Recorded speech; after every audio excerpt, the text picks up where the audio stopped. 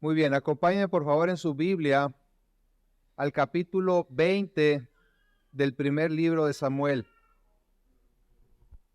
Samuel, capítulo 20.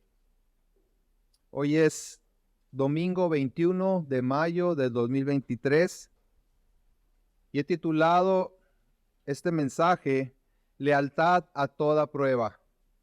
Lealtad a toda prueba.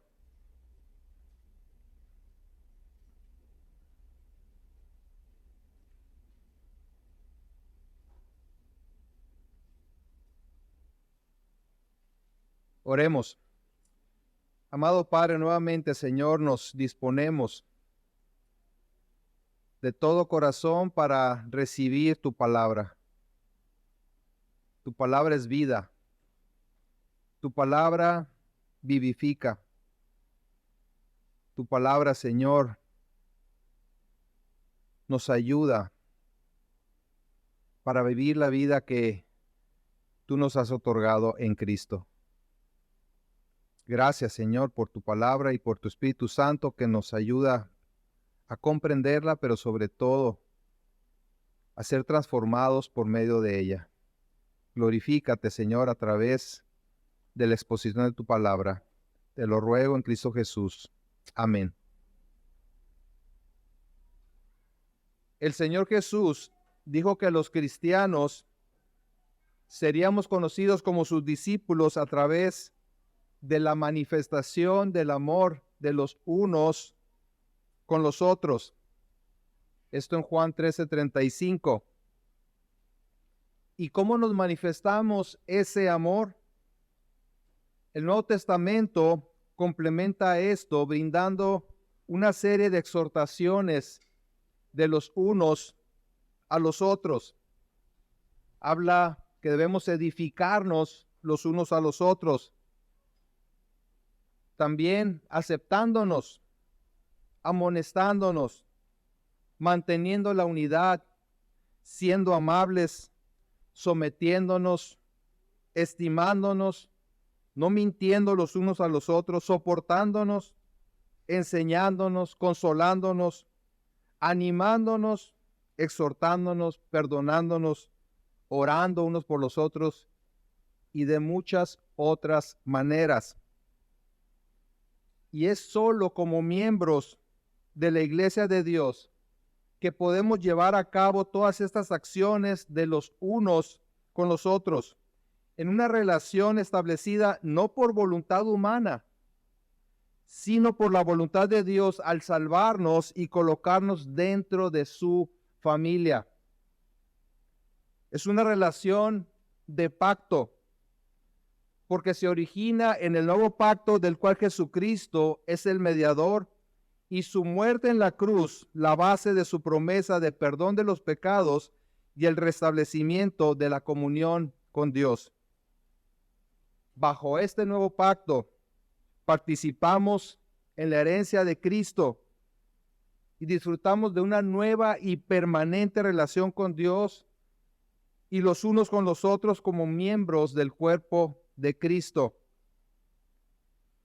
Es una relación que tiene como distintivo una inquebrantable lealtad con Cristo y por consecuencia con la iglesia de Jesucristo, por la cual Él dio su vida. Cuando venimos por la fe y en base a la gracia de Dios a reconocer a Jesucristo como nuestro Salvador y Señor, tenemos que tomar una decisión con respecto a nuestras lealtades y afectos previos a esta nueva vida. No importa qué tan profundos sean esos afectos o qué tan cercanas las relaciones anteriores. Cristo es ahora nuestro Señor y Rey. Su iglesia, nuestra familia, y su palabra, la base de nuestro actuar. El pasaje que hoy tenemos delante de nosotros en el primer libro de Samuel, capítulo 20, habla precisamente de lealtades. Era momento de tomar decisiones. especialmente en el caso de Jonatán y David con respecto al rey Saúl. Uno como su hijo y el otro como su súbdito y siervo. ¿Daría Jonatán preferencia a su relación familiar y a sus intereses como príncipe heredero? ¿O se mantendría firme en el pacto de lealtad eterna que había hecho con David? Era momento decisivo. Y en el caso de David, ¿continuaría arriesgando su vida ante los insistentes intentos de Saúl por matarlo? ¿O seguiría huyendo hasta el tiempo indicado por Dios para convertirse en rey? Veremos en este pasaje un despliegue del amor leal y protector entre Jonatán y David, que nos sirve de ejemplo para el amor que debe existir entre hermanos en la fe. Veremos este pasaje en 3 apartados. En primer lugar, la preparación del plan para conocer la actitud del rey, de los versículos 1 al 7. La preparación del plan para conocer la actitud del rey. En segundo lugar, el fundamento para el plan, versículos 8 al 23. Y en tercer lugar, la ejecución de ese plan, versículos 24 al 42. Veamos entonces, en primer lugar, la preparación del plan para conocer la actitud del rey. Dice el versículo 1, después David huyó a Naiot en Ramá y vino delante de Jonatán y dijo, ¿qué he hecho yo? ¿Cuál es mi maldad? ¿O cuál mi pecado contra tu padre para que busque mi vida? Esta es una continuación de la historia del capítulo 19, en el que se presenta la determinación de Saúl para matar a David y de cómo el Señor lo libró por la intervención de Jonatán, de Mical y del mismo Espíritu Santo. El rey estaba empeñado en matar a David, pero Dios lo protegía por medio de aquellos que lo amaban y que sabían que lo que el rey trataba de hacer era injusto. Aún sin comprender la razón de la ira del rey hacia él, David huye y busca en secreto a Jonatán para expresarle su desconcierto. Vemos en el versículo 2, en el mismo 1 que le dice, ¿qué he hecho yo? ¿Cuál es mi maldad o cuál mi pecado contra tu padre para que busque mi vida? Pero Jonatán, con cierta ingenuidad, aún no cree que la amenaza de su padre sea real. En el versículo 2 dice, él le dijo, en ninguna manera, no morirás. He aquí que mi padre ninguna cosa hará, grande ni pequeña, que no me la descubra. ¿Por qué pues me ha de encubrir mi padre este asunto? No será así. Jonatán no concibe que su padre persista en su determinación para eliminar a David. Pero David sabe que Saúl lo quiere matar. Los 3 intentos anteriores por matarlo creo que serían suficientes para sospechar eso, ¿no? Tal vez Jonatán no estaba enterado de esos incidentes. Y David entiende que el rey no le dirá nada a Jonatán por la relación tan íntima que tiene con David. Todo el poder del rey actuando en contra de David. Sin embargo, como vimos en el capítulo anterior, Dios protege a su ungido. Previamente, ante la intercesión de Jonatán, Saúl había jurado que no mataría a David. En el capítulo 19, versículo 6, dice, y escuchó Saúl la voz de Jonatán, y juró Saúl, vive Jehová que no morirá. Esto ante la intercesión de Jonatán. ¿Por qué lo persigues? ¿Qué mal te ha hecho? Y Saúl dice, tranquilo, no lo voy a matar. Jonatán creyó a su padre y por lo tanto no creía que David estuviera en peligro. Sin embargo, David no confiaba en las palabras de Saúl y hace lo posible por convencerlo del peligro que ocurría si permanecía en la corte. Vemos el versículo 3 y dice, y David volvió a jurar diciendo, tu padre sabe claramente que yo he hallado gracia delante de tus ojos, y dirá, no sepa esto Jonatán, para que no se entristezca. Y ciertamente vive Jehová y vive tu alma, que apenas hay un paso entre mí y la muerte. David había visto la determinación de Saúl para matarlo y sabía que ocultaría sus planes de Jonatán, a quien le costaba trabajo creer en los alcances de su padre.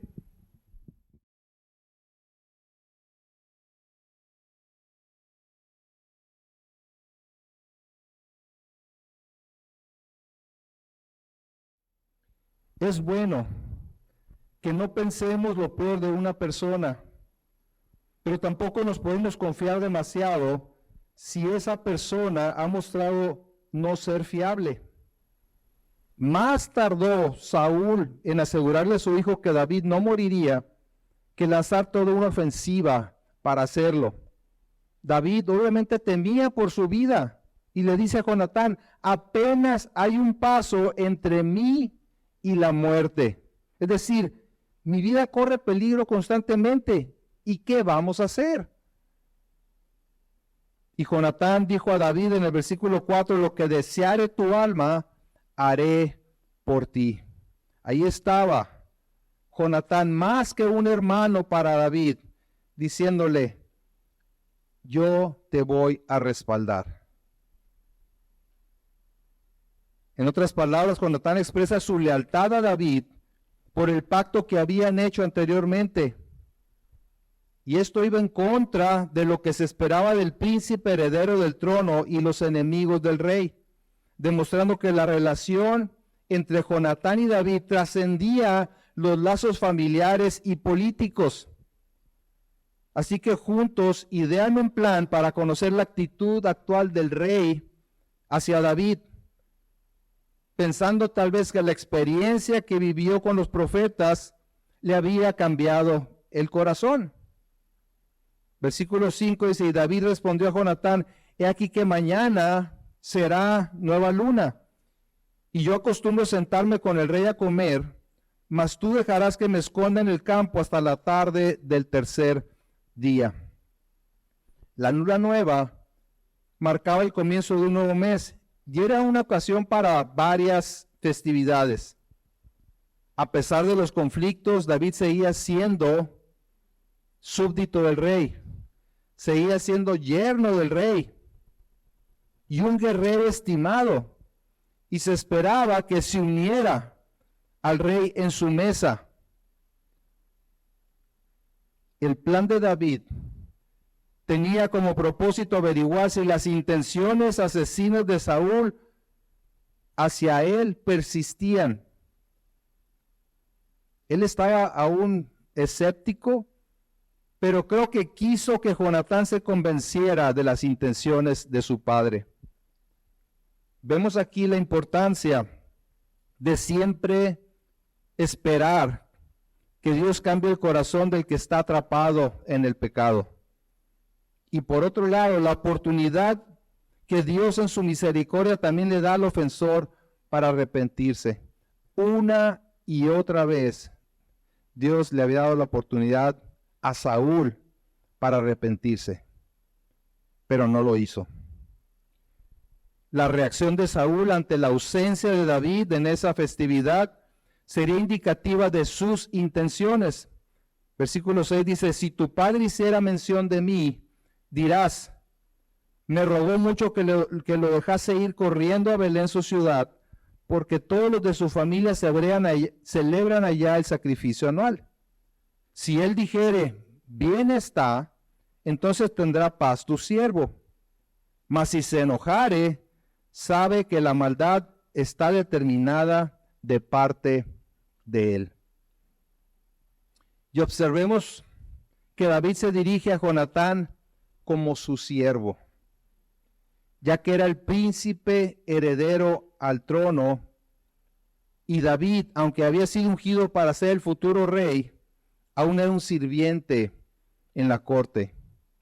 Y lo más probable es que Jonatán aún ignorara esa realidad, como Saúl también la ignoraba. Vemos aquí la humildad de David, quien no se adelantó a los tiempos del Señor para ocupar el trono prometido. Había dos posibles reacciones de Saúl, que indicarían a David y a Jonatán lo que debía hacerse. Si Saúl estaba complacido con la excusa ofrecida, entonces su actitud hacia David había cambiado. Y David podía disfrutar de paz, es decir, regresar a la corte al lado de Saúl. Si Saúl se enojaba, sería entonces una clara señal de que había determinado hacerle mal a David. Y eso nos lleva a la siguiente sección, que trata de los términos del pacto entre Jonatán y David. Pues no se trataba solamente de averiguar la respuesta de Saúl, sino de las implicaciones en la relación entre ellos. Entonces, en segundo lugar, vemos el fundamento para el plan. El fundamento para el plan. En primer lugar, debemos observar aquí que el pacto entre Jonatán y David no es un pacto de protección en el mal. Vean el versículo 8. Harás pues misericordia con tu siervo, ya que has hecho entrar a tu siervo en pacto de Jehová contigo. Y si hay maldad en mí, mátame tú, pues no hay necesidad de llevarme hasta tu padre. Tremendas palabras de David. Le aclara a Jonatán que no quiere que lo defienda ciegamente, sin considerar su posible culpabilidad en todo esto. Le dice, no me defiendas si consideras que hay maldad en mí, que hay razones para lo que Saúl quiere hacer. Como príncipe heredero, se esperaba que estuviera alineado a su padre el rey en contra de los enemigos del rey.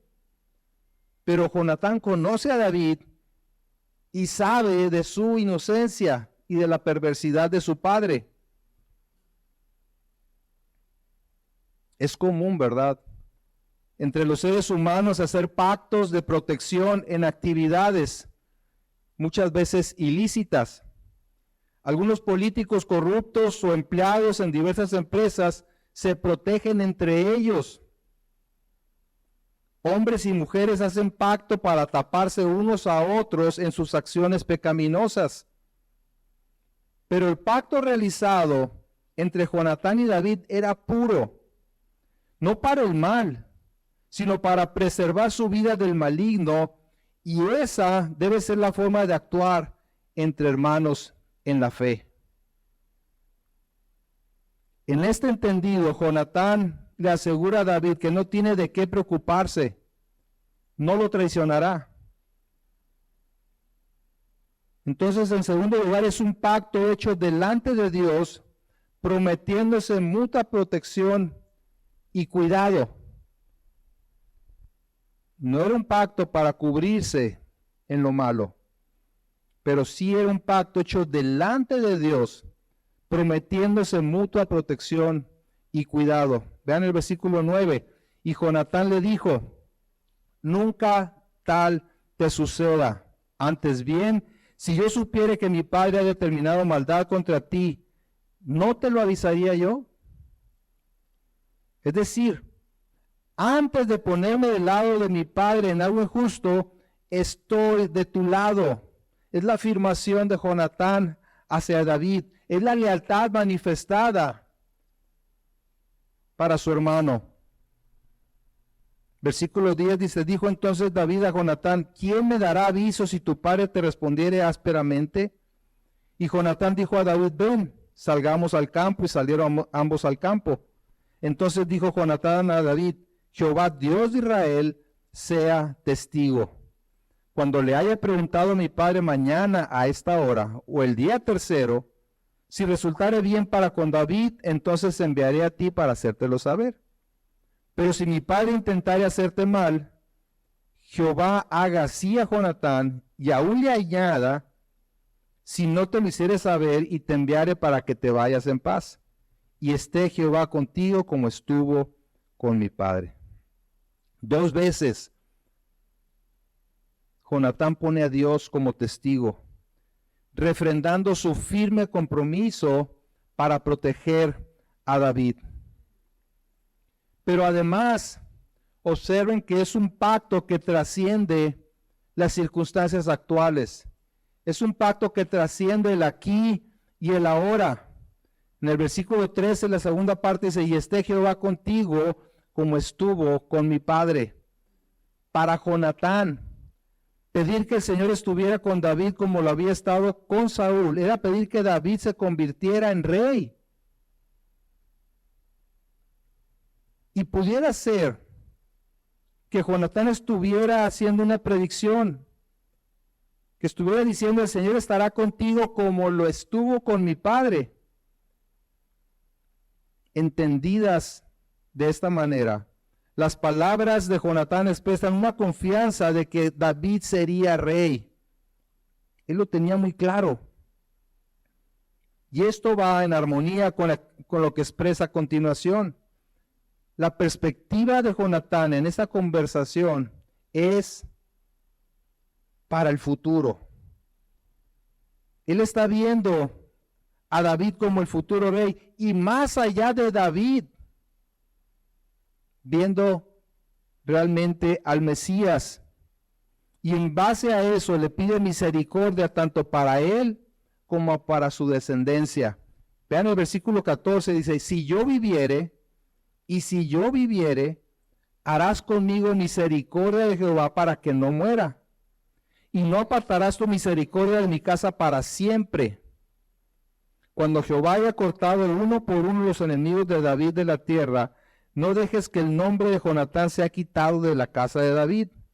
Así hizo Jonatán pacto con la casa de David. Ya no solamente con David, sino con la descendencia de David, con el linaje de David, diciendo: requiéralo Jehová de la mano de los enemigos de David. En otras palabras, el Señor lo demande de la mano de los enemigos de David, o también tome venganza de los enemigos de David. La palabra misericordia, que se repite varias veces en estos versículos y en toda la historia, significa amor inquebrantable o amor leal, y expresa la esencia del pacto llevado a cabo entre David y Jonatán. En el futuro sería Jonatán quien necesitaría de esa misericordia, del beneficio de ese pacto de lealtad. Y David tendría que ser el que brindaría esa misericordia. ¿Por qué? Porque cuando llegara David al poder, se esperaría que toda la familia y los partidarios del régimen anterior fueran ejecutados.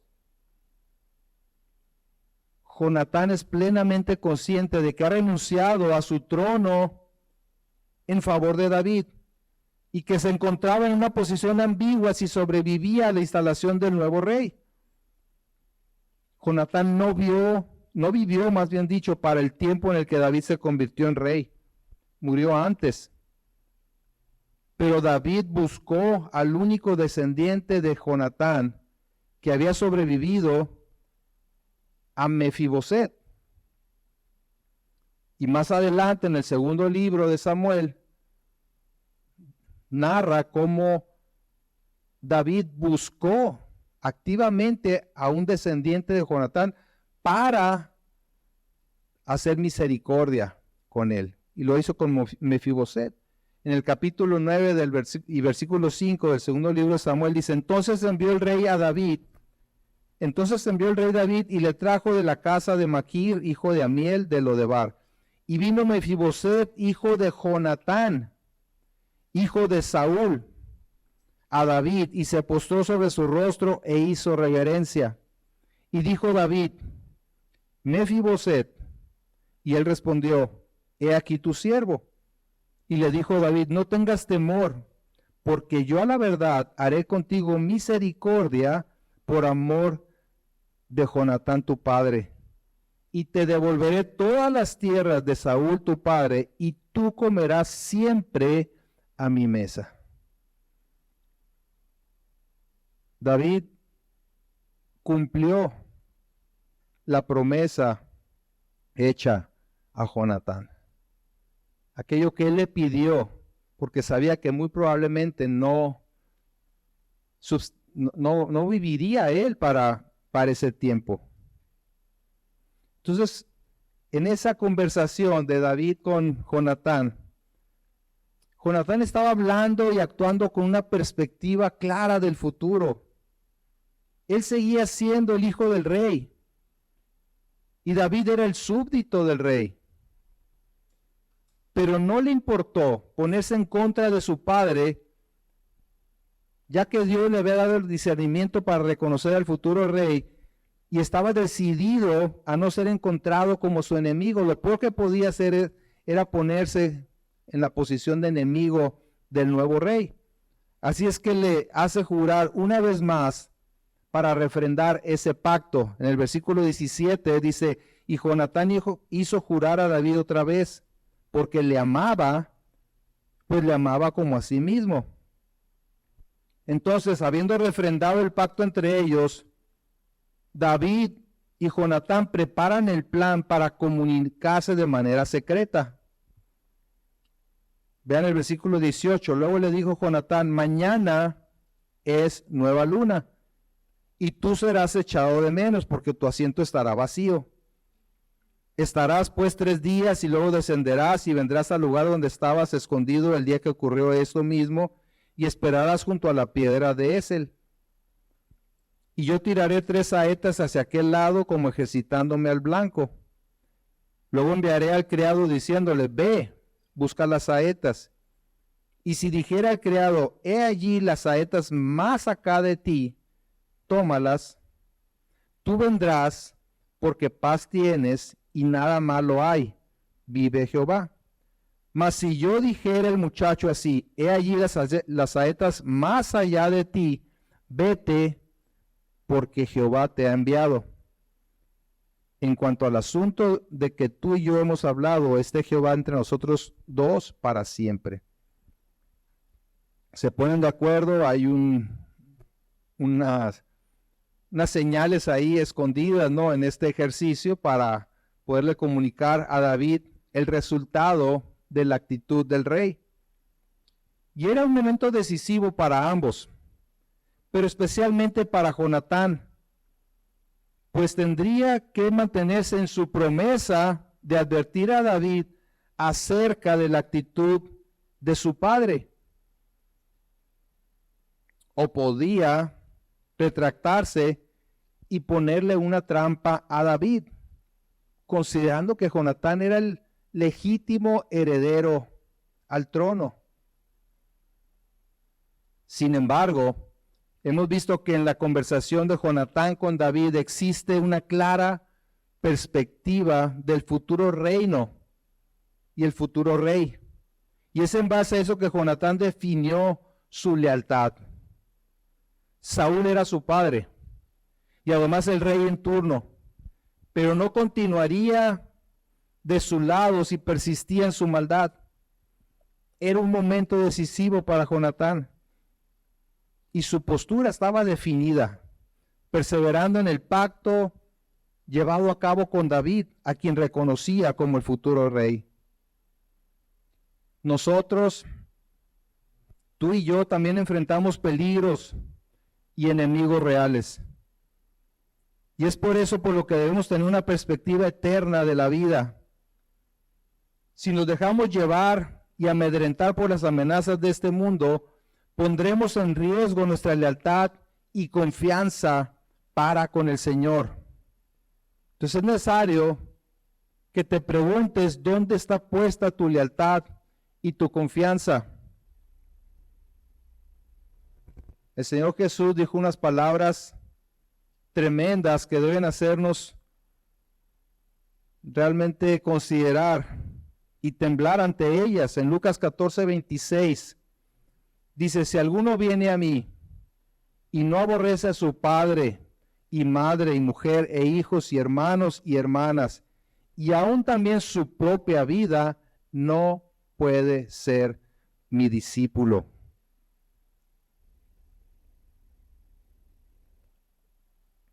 Y muchos han tratado de suavizar este pasaje, esta declaración de Jesús, para que no suene tan fuerte. Como que aborrecer a padre, madre, mujer, hijos, hermanos, hermanas, y aún la propia vida, para poder ser discípulo de Jesús. Si bien es cierto que estas palabras de Jesús no deben aislarse del resto de su enseñanza, ni del resto de la instrucción bíblica, donde queda claro que debemos amar al prójimo, su significado es impactante, ya que habla de no tener otra mayor lealtad que la que le debemos al Señor. ¿Qué es lo que está en medio? ¿Qué relación, qué afecto está en medio? El comentarista John Woodhouse dice: estas palabras deberían llevarnos a reconocer que Jesús no puede reducirse a un mero maestro de moralidad. ¿Qué clase de moralidad es esta que habla del odio hacia la madre, el padre, los hermanos y hermanas e incluso hacia uno mismo?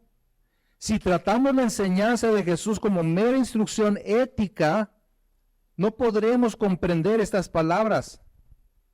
Las palabras de Jesús, esta enseñanza fue principalmente acerca de quién es Él y lo que vino a hacer. Él no estaba enseñando simplemente acerca de las relaciones familiares, sino acerca de lo que significa ser su discípulo. Este difícil dicho de Jesús debe hacernos ver más claramente quién es Él, qué vino a hacer y qué significa ser su discípulo. Jesús es el Cristo y vino a establecer el reino de Dios. ¿Qué interfiere o qué obstaculiza esa relación? Se trata de tomar una decisión en cuanto a nuestra lealtad final. El mismo Señor Jesús dijo: ninguno puede servir a dos señores, porque aborrecerá al uno y amará al otro, o estimará al uno y menospreciará al otro. Así que, habiendo preparado el terreno, a continuación tenemos la ejecución del plan. En tercer lugar, tenemos la ejecución del plan diseñado entre David y Jonatán. Vean el versículo 24. David pues se escondió en el campo, y cuando llegó la nueva luna se sentó el rey a comer pan. Y el rey se sentó en su silla como solía en el asiento junto a la pared, y Jonatán se levantó y se sentó Abner al lado de Saúl, y el lugar de David quedó vacío. Mas aquel día Saúl no dijo nada, porque se decía: le habrá acontecido algo, y no está limpio, de seguro no está purificado. En un principio, Saúl no sospechó nada acerca de la razón de la ausencia de David, aunque por lo menos debe haber pensado que después de los intentos para matarlo, pues David tenía miedo, ¿no? Pero no le pasó por la cabeza que pudiera estar escondido, ¿verdad?, evitando ser asesinado por él.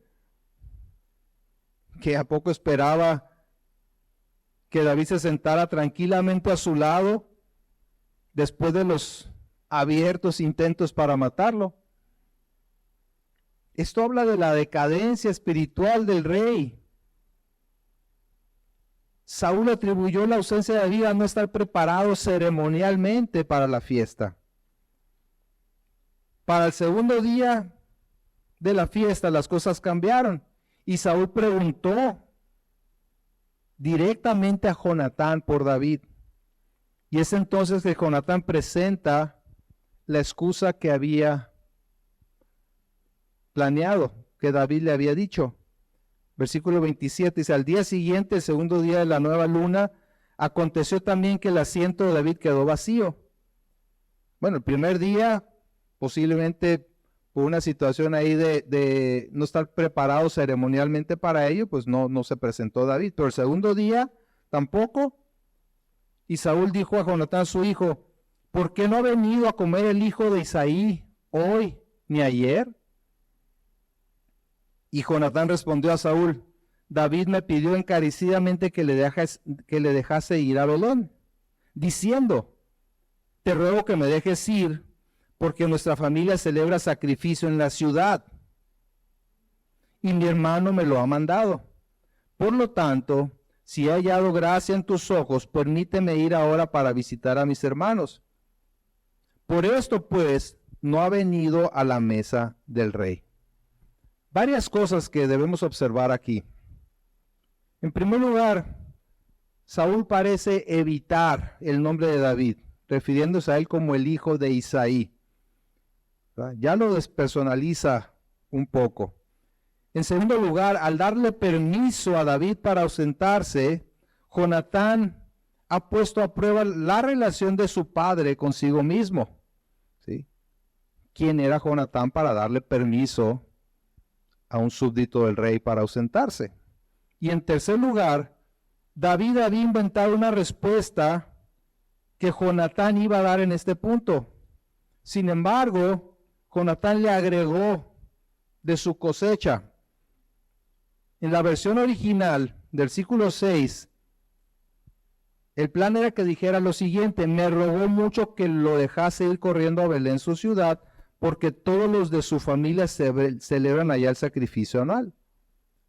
Obviamente que la familia no debería tener prioridad sobre su trabajo en la corte, al lado del rey. Pero eso es lo que inventó David, ¿no? Como justificación. Pero Jonatán le agrega y dice, y mi hermano me lo ha mandado. Eso no dijo David, eso fue ya de la cosecha de Jonatán. ¿Quién era su hermano para pasar por encima de la voluntad del rey? Ahora resulta que el hermano tiene más poder que el rey, ¿no? Como él exigió que fuera allá con ellos, pues por eso no se presentó. Y en su intento para hacer que la excusa pareciera creíble, Jonatán en realidad complicó las cosas. Pero independientemente de esto, es claro que todo era una mentira. Y en realidad, David estaba escondido en el campo, esperando noticias de parte de Jonatán. Y aquí es importante notar, y lo mencionó Javier la semana pasada, que en ningún momento se está justificando la mentira. Aquí estamos leyendo los hechos, la narrativa. Esto es lo que sucedió. Entonces no podemos tomar, ¿verdad?, lo que aquí dice como una excusa para decir, ya ves, hasta David mintió. ¿Sí? No nos vayamos por ahí. David planeó esto y pidió a Jonatán que mintiera para proteger su plan. Y éste accedió a hacerlo. La lealtad del pacto, y esto es muy importante, no implica participar de algo que claramente va en contra de la voluntad de Dios. Sí, Jonatán le dijo a David, lo que deseare tu alma, eso haré por ti. Se puso a su servicio. ¿Qué es lo que quieres, David? Yo lo voy a hacer. Bien ofrecido Jonatán, ¿verdad? Pero debió haber agregado, siempre y cuando no implique pecar. Le faltó a Jonatán esa cláusula. David, voy a hacer cualquier cosa por ti, pero no me pidas que haga algo que es pecaminoso. Si amas a alguien, no debes participar en su pecado ni siquiera de manera pasiva.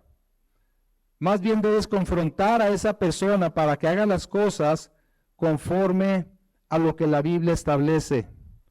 Insisto, la mentira no se justifica de ninguna manera, pero además es casi imposible mantener intacta una mentira. Una mentira lleva a otra mentira y a otra mentira, y así es una cadenita que nunca termina. Por lo general las cosas se complican, tal como le sucedió a Jonatán, quien, queriendo adornar la versión original, le agregó cosas que complicaban la situación.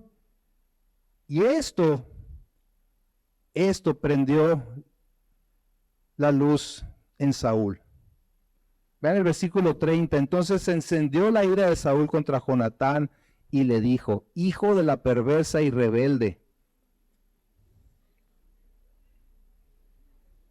¿acaso no sé yo que tú has elegido al hijo de Isaí para confusión tuya y para confusión de la vergüenza de tu madre o de la desnudez de tu madre?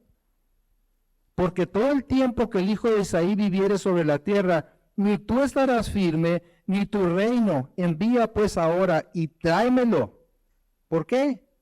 Porque ha de morir. La reacción de Saúl no dejó lugar a dudas de su intención de matar a David. Era firme su determinación. Su peor temor era que se convirtiera en rey en lugar de que su hijo heredara el trono. Ni tú estarás firme ni tu reino.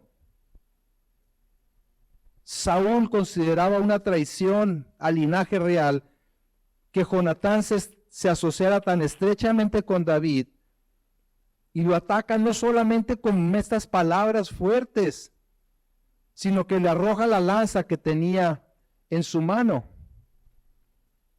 Y posiblemente ahora Saúl recordaba las palabras del profeta Samuel cuando le advirtió que su reino no sería duradero y que sería entregado a un varón conforme a su corazón, por cuanto él no había guardado el mandato de Dios. A fin de cuentas, el culpable de que le fuera quitado el trono a él y a su descendencia no era David, ni tampoco Jonatán, sino Saúl mismo. Pero eso es lo que pasa con aquel que persevera en el pecado, que culpa a los demás de lo que le sucede, en lugar de arrepentirse y volverse a Dios para encontrar misericordia y reconciliación. Todos están mal, menos él.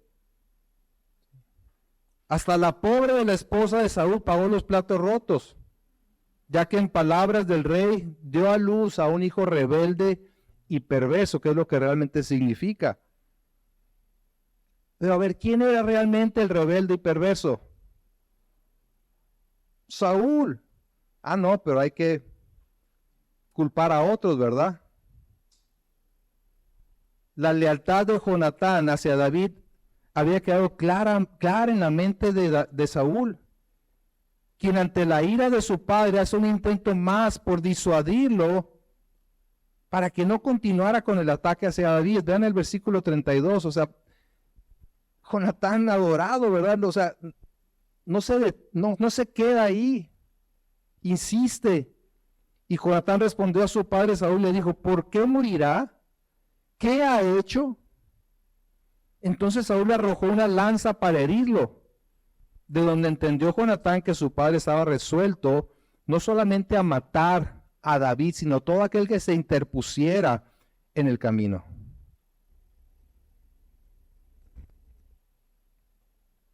Ahora Jonatán se había convertido en el objeto de la ira de Saúl. Que nadie se atraviese en mi camino porque también me lo llevo, ¿verdad? Así es que Jonatán se enfrentó a una difícil elección.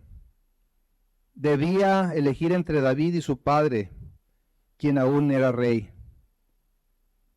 obedecería a su padre que le dijo, ve y búscalo y tráemelo para matarlo? ¿Lo haría? ¿Traicionando a la vez a David para entregarlo? Por lo pronto Jonatán se levanta de la mesa visiblemente irritado por la afrenta de su padre. Versículo 34 dice, y se levantó Jonatán de la mesa con exaltada ira, y no comió pan el segundo día de la nueva luna, porque tenía dolor a causa de David, porque su padre le había afrentado. La situación está muy clara. Saúl está determinado a matar a David. Para Jonatán ya no había duda acerca de las intenciones de su padre. Si estaba dispuesto a matar a su propio hijo, cuanto más a David. Y eso lo lleva a refrendar el pacto que había hecho con David. Entonces, en tercer lugar, tenemos la manera en que ellos refrendan ese pacto. Versículos 35 al 42. Versículo 35 dice, al otro día de mañana salió Jonatán al campo, al tiempo señalado con David y un muchacho pequeño con él. Y dijo al muchacho, corre y busca las saetas que yo tiraré. Y cuando el muchacho iba corriendo, él tiraba la saeta de modo que pasara más allá de él. Llegando el muchacho donde estaba la saeta que Jonatán había tirado, Jonatán dio voces tras el muchacho diciendo, ¿no está la saeta más allá de ti? Esa era la clave, ¿no? Para David. Si le decía eso, entonces quería decir, córrele, David, córrele. Versículo 38, y volvió a gritar Jonatán tras el muchacho, corre, date prisa, no te pares. Y el muchacho de Jonatán recogió las saetas y vino a su señor. Pero ninguna cosa entendió el muchacho. Solamente Jonatán y David entendían de lo que se trataba, ¿verdad? Era algo secreto entre ellos, así habían acordado. Versículo 39 dice, pero el 40, luego dio Jonatán sus armas a su muchacho y le dijo, vete y llévalas a la ciudad. Y luego el muchacho se hubo ido. Luego que el muchacho se hubo ido, se levantó David del lado del sur y se inclinó 3 veces postrándose hasta la tierra. Y besándose el uno al otro, lloraron el uno con el otro, y David lloró más. Y Jonatán dijo a David, vete en paz, porque ambos hemos jurado por el nombre de Jehová, diciendo, Jehová está entre tú y yo, entre tu descendencia y mí, y mi descendencia para siempre. Y él se levantó y se fue, y Jonatán entró en la ciudad. Nuevamente vemos el carácter del pacto de lealtad entre Jonatán y David. Vemos el enfoque no presente, sino futuro de su compromiso. Dice Jonatán, Jehová está entre tú y yo, entre tu descendencia y mi descendencia para siempre.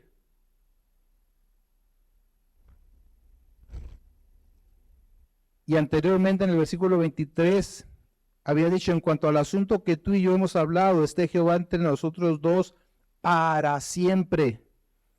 En el versículo 15 dice, y no apartarás tu misericordia de mi casa para siempre. Era una manifestación de un amor inquebrantable, de un pacto que iba más allá de cualquier compromiso humano. El amor genuino entre dos personas, sellado por un pacto de lealtad, como el que hubo entre David y Jonatán, proporciona un modelo muy revelador de una relación inquebrantable, como lo es la relación entre los hermanos en Cristo. Es una relación que ha sido sellada con la sangre de Jesús y que debería movernos a velar los unos por los otros, a protegernos del verdadero enemigo, que es Satanás, quien quiere separarnos y ponernos en contra para anularnos y dejar de manifestar el amor transformador del Evangelio. Eso que dijo Jesús, que por eso seríamos conocidos como sus discípulos, por el amor que nos profesamos los unos con los otros. Este pacto de amor leal es además la base de la relación matrimonial, caracterizada por un compromiso de lealtad y fidelidad para siempre y de promesas firmes. Pero sobre todo, este tipo de pacto es la imagen que el Señor mismo elige para consagrar su propio compromiso inmutable, inquebrantable de amar y redimir a su pueblo.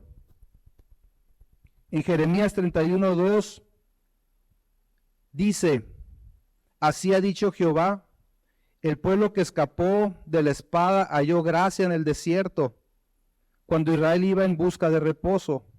Jehová se manifestó a mí hace ya mucho tiempo, diciendo: con amor eterno te he amado, por tanto te prolongué mi misericordia.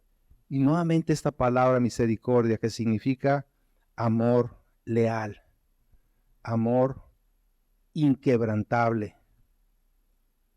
Y esto es confirmado por el apóstol Pablo en el capítulo 8 de Romanos, donde dice en el versículo 35, Romanos 8, si gustan ir ahí.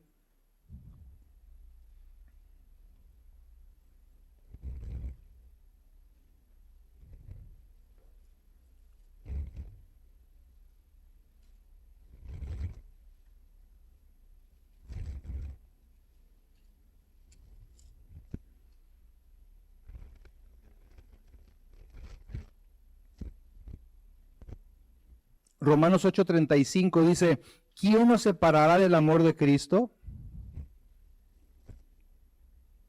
Es una pregunta.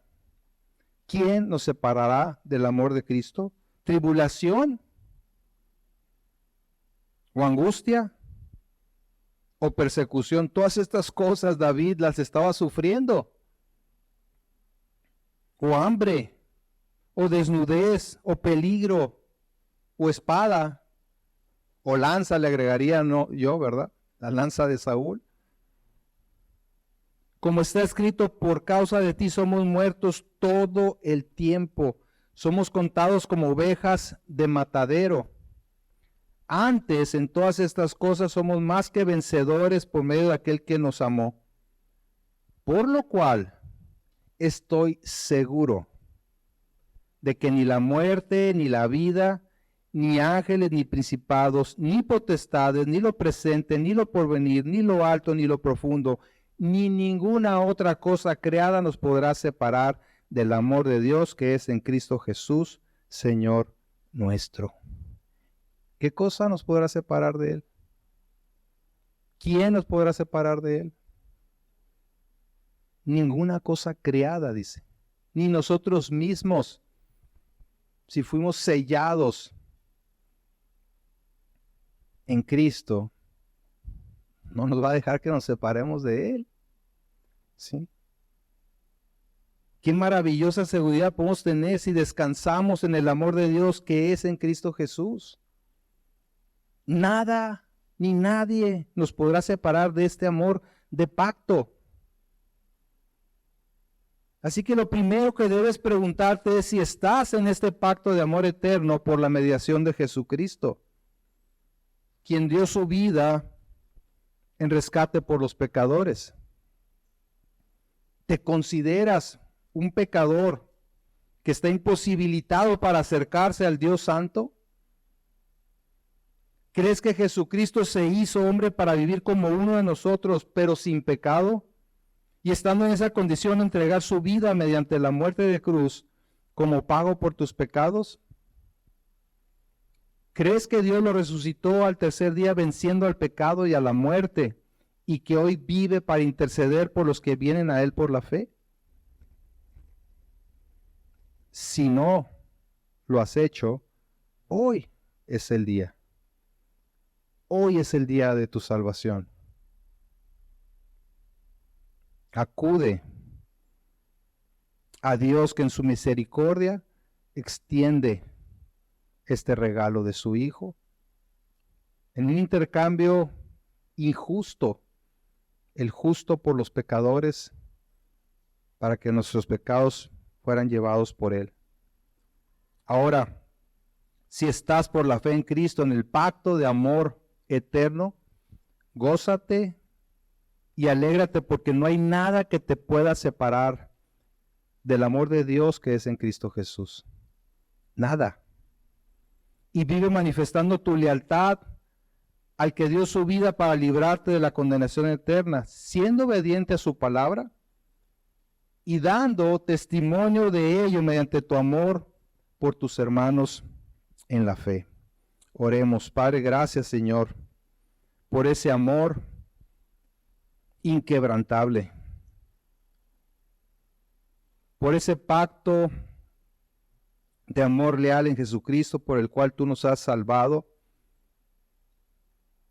Y ahora, Señor, estamos seguros en tu presencia, porque no hay nada que podamos aportar a Él. Gracias, Señor, por esta nueva vida. Gracias por ponernos dentro de tu familia. Ahora ayúdanos a vivir con esta perspectiva, a reconocer, Señor, que ha sido por tu gracia. No solamente que nos has dado nueva vida, sino que nos has dado una nueva familia. Que podamos manifestarnos ese amor leal unos a otros, día con día, Señor. Y no demos lugar al enemigo para tratar de empañar ese amor. Glorifícate, Señor, a través de tu iglesia. Te lo pedimos en Cristo Jesús. Amén. Amén.